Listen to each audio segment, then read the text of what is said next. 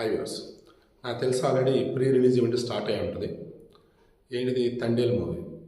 వాస్తవానికి అల్లు అర్జున్, సందీప్ రెడ్డి వంగ అండ్ మన నాగ చైతన్య మెయిన్ ఇక్కడ అట్రాక్షన్ అన్నట్టు.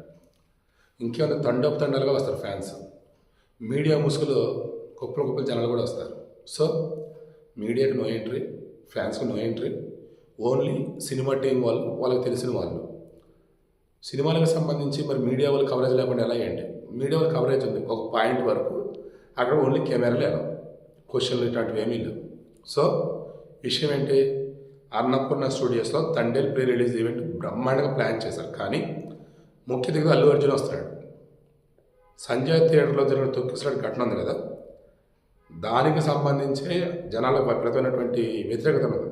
ఈ మూమెంట్లో ఇక్కడ ఏ చిన్నపాటి తేడా జరిగినా ఇంకా అంతే సంగతి. Allu Arjun career almost close. అందుకే మీడియా లేదు, ఫ్యాన్స్ లేరు, ఎవరు లేరు బాబు. మా మూవీ వల్ల మేము ఉంటాం, మాట్లాడతాం, మీరు టీవీలో లైవ్ ఇచ్చుకోవడం చెప్పారు. అయితే ఈరోజు బన్నీ వాసు శ్రీతేజ్ పరామర్శంగా వెళ్ళారు. ఏంటబ్బా అనుకునేది ఇది లింక్.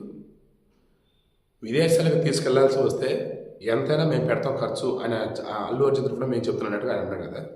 ఎందుకేంటంటే ఈరోజు అల్లు అర్జున్ తండ్రి ప్రీ రిలీజ్ ఉంటే కనపడుతున్నాడు. ఇది జనాలకి ఎక్కడ నెగిటివ్గా వెళ్ళిద్దని ఆ రకంగా చెప్పాడని నాకు ఇప్పుడు అనిపిస్తుంది. ఎందుకంటే ఇక్కడైనా ఫారిన్ అయినా ఎక్కడైనా డబ్బు మేమే పెడతామని క్లియర్గా రేవంత్ రెడ్డి గవర్నమెంటే చెప్పారు. మరలా వాళ్ళు వచ్చి ఫారిన్ అయితే మేము పెడతామని అనటం ఏంటంటే ఇల్లాజికల్ అండ్ సినిమాటిక్గా డ్రామాటిక్గా ఉంది నాకైతే.